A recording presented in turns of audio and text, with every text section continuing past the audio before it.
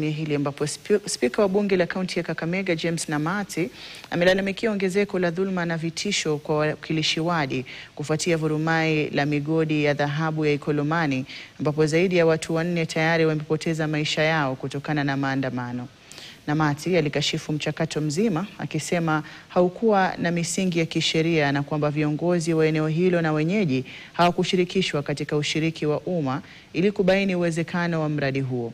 Mwishoni mwa wiki jana, polisi waliwakamata zaidi ya watu 60 na wawakilishi wadi wawili wa kaunti waliohusishwa na uchochezi kwa wenyeji kupinga unyakuzi wa kampuni ya Shanta Gold, mwekezaji wa kibinafsi wa uchimbaji dhahabu katika eneo hilo inayokadiriwa kuwa na thamani ya shilingi bilioni 683.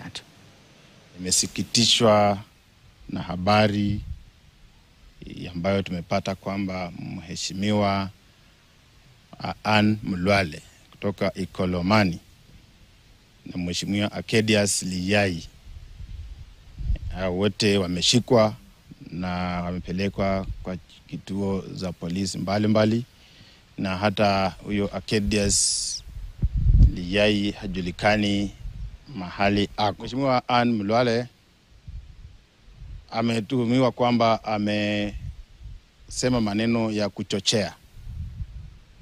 Wakati hii kitendo ilikuwa inafanyika hapo Alhamisi, Anne Mulwale alikuwa Kakamega kwa assembly akifanya kazi yake ya uheshimiwa.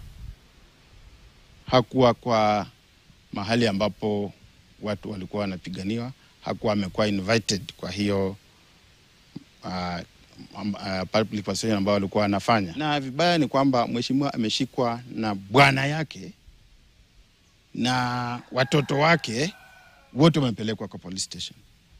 Je, watoto wamefanya makosa gani? Bwana yake amefanya makosa gani? Na huku hayo yakijiri, naibu